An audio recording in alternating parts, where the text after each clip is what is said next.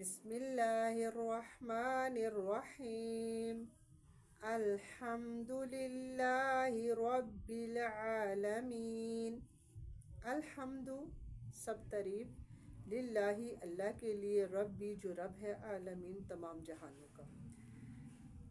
الحمد للہ، اب یہاں پہ دیکھیں اس میں جلالہ سے پہلے زیر ہے، اس میں جلالہ کو ہم باریک پڑھیں گے۔ الحمد للہ، ٹھیک ہے۔ الرحمن، یہاں پہ دیکھیں را کے اوپر کیا ہے، زبر ہے، تو را کو اوپر پڑھیں گے۔ الرحمن الرحیم، بہت مہربان، نہایت رحم کرنے والا۔ الحمد تمام تعریف، للہ اللہ کے لیے، ربی جو رب ہے، عالمین تمام جہانوں کا، الرحمن بہت مہربان، الرحیم نہایت رحم کرنے والا۔ مالک یوم الدین، مالکی مالک ہے، یوم الدین آخرت کے دن کا۔ ایاک نعبد و ایاک نستعین، ایاک صرف تیری ہی، نعبد ہم عبادت کرتے ہیں، و ایاک اور صرف تجھ ہی سے، نستعین ہم مدد چاہتے ہیں۔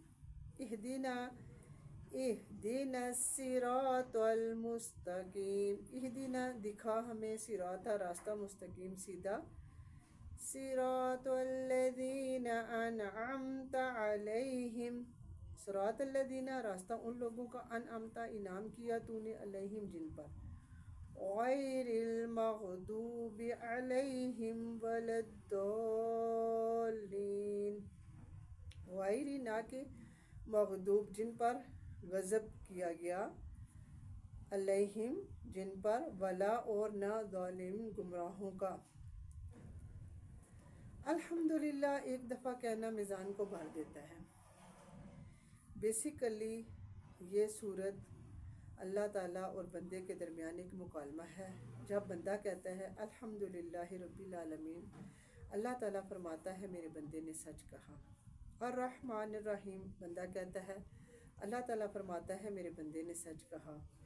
مالک یوم الدین، بندہ کہتا ہے، اللہ فرماتا ہے میرے بندے نے سچ کہا۔ ایاک نعبد و ایاک نستعین، یہاں پہ بندہ کیا کرتا ہے، اللہ سے عہد کرتا ہے کہ ہم صرف تیری عبادت کرتے ہیں اور صرف تجھی سے مدد مانگتے ہیں۔ اب یہاں پہ عہد کر کے بندہ کیا کہتا ہے، اللہ سے دعا کرتا ہے، اہدنا الصراط المستقیم، کہ مجھے سیدھا راستہ دکھا دے۔ کون سا راستہ؟ صراط الذین انعمت علیہم، راستہ ان لوگوں کا جن پر تو نے انعام کیا، غیر المغضوب علیہم اور نہ ان لوگوں کا جو گمراہ ہوئے۔